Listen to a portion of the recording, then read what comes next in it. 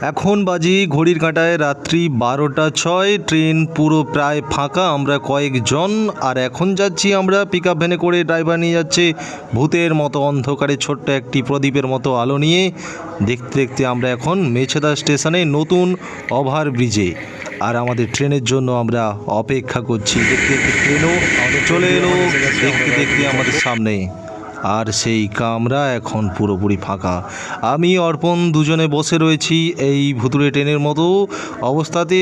আর চারিদিকে রয়েছে কয়েকজন জমিদারের ছেলে, বাবা ট্রেন মনে করে ছড়িয়ে ছিটিয়ে পা মিলে শুয়ে রয়েছে। আর একজন পেছন দিক থেকে দু একজন রয়েছে বোধহয়, তারা বাবা ভোলানাথের প্রসাদ। এমন সেই বুঝতেই পাচ্ছেন সেই গন্ধ। রাত্রির ট্রেনে ধোঁয়া ছাড়ছে, আমরা কিছুই বলতে পারছি না। আমি বাইরে থেকে একটু অক্সিজেন নিয়ে নিচ্ছি, কারণ সত্যি প্রাণ একেবারে যেন ওস্তাগত হয়ে যাচ্ছে এই গন্ধে। দেখতে দেখতে আমাদের ট্রেন পৌঁছে এলো মাদপুর স্টেশনে। আর মাদপুর স্টেশনে ট্রেন ঢুকছে, ট্রেনটি থামবে। বাইরের দিকে দেখা যাচ্ছে সেই অন্ধকারে ঘুটঘুটের মধ্যে আমাদের ট্রেন আস্তে আস্তে করে ট্রেনের তার স্টপের দিকে যাচ্ছে এবং ট্রেনটা দাঁড়িয়ে পড়বে। আর সেই জমিদারের ছেলেগুলো কয়েকজন নেমে পড়ছে এই মাদপুর স্টেশনে। আমরা এই মাদপুর স্টেশনে নামবো না, কারণ আমাদের উদ্দেশ্য জগপুরে সেই অতি জাগ্রত মনসা মায়ের মন্দির। আমি চারিদিকে ঘুরে ফিরে তাকাচ্ছি যে ট্রেনটা কখন ছাড়বে। আর অর্পণকে আমি ডাকাডাকি করছি, কারণ অর্পণ আমার সাথেই রয়েছে। আমরা একসঙ্গে দুজনেই যাব। তাই আমরা যাচ্ছি মাদপুরের সেই অতি জাগ্রত মনসা মায়ের মন্দিরের উদ্দেশ্যে। আর আমাদের সামনে দেখা দিল সেই মন্দিরের আলো। রাত্রি এখন 12টা থেকে পেরিয়ে 1:30টার কাছাকাছি। আর দেখতে পাচ্ছেন সেই মন্দিরের আলো।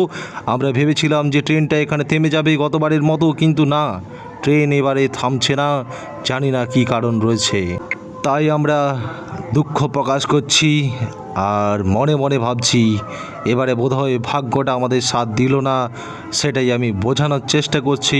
আর অন্ধকার ঘুটঘুটের মধ্য দিয়ে আমি অর্পণ দাঁড়িয়ে রয়েছি ট্রেনের গেটের সামনে। কখন পৌঁছবে জগপুরের উদ্দেশ্যে, কারণ মাদপুর এবং জগপুরের মাঝামাঝি মনসা মন্দিরে তো ট্রেনটা থামলো না। তাই আমরা মাদপুরে তো নামিনি, তারপরে জগপুরে আমাদের নামতে হবে। ট্রেনে রয়েছে কয়েকজন মাত্র প্যাসেঞ্জার।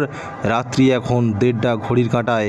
বুঝতেই পাচ্ছেন এই রকমের একটা অ্যাডভেঞ্চারমূলক পরিস্থিতিতে আমরা পড়েছি, গতবারে এমন পড়িনি।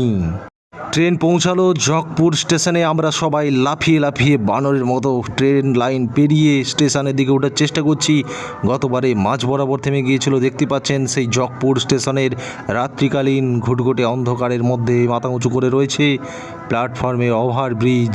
আমরা একে একে যাচ্ছি, আর কয়েকজন সেই জমিদার ছেলে ছিল, তারাও যাচ্ছে আমাদের সামনে সামনে।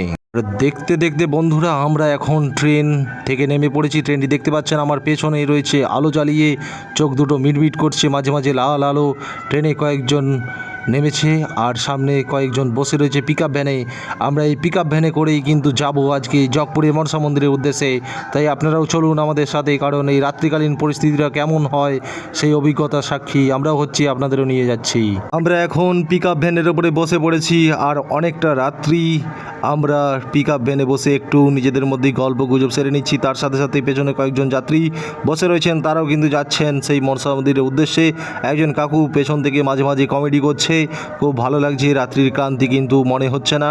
পিক আপ ভ্যানে একে একে করে কিন্তু যাত্রীরা আসছে। আমরা কিন্তু এই পিক আপ ভ্যানে করেই কিন্তু বেরিয়ে যাব। পেছন থেকে দুজন কাকু কাকিমা বেশ ভালোই মজা করছে আমাদের সাথে, আমাদেরও খুব ভালো লাগছে। এবারে ড্রাইভার এলো, আমাদের পিক আপ ভ্যানটা ছেড়ে দিল। দেখতেই পাচ্ছেন ভূতের মতো আওয়াজ করতে করতে ওই একটি বাইক তার ছোটো চোখ জ্বালিয়ে এলো। এই ভুতুড়িয়ে পরিবেশের মধ্য দিয়ে যেন আমরা যাচ্ছি আমাদের গন্তব্য সেই জগপুরে মনসা মন্দির। আর দেখতে পাচ্ছেন সামনে একটা চাঁদের আলোর মতো কাকুর সেই টাক দেখা যাচ্ছে। আর ধুলো উড়ছে বিভৎস রকমভাবে। একটা একটা করে পিক আপ ভ্যান, টোটো একটা একটা করে আসছে রাত্রিবেলা এই মন্দিরের উদ্দেশ্যে। যাত্রীরা আসছেন, আমরাও এসে গেছি।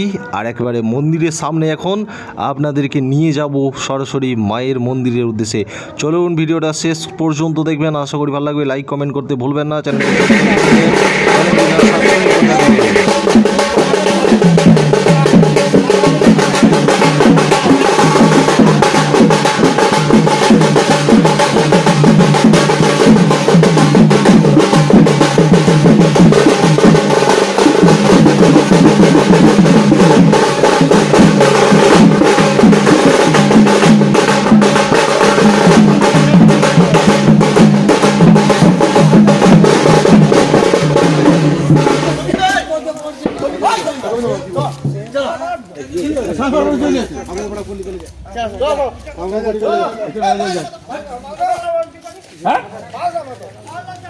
মাছটা করাও পাশে ঝাঁক চলে না, আবার ঘুরে আসেন চলে যাবে।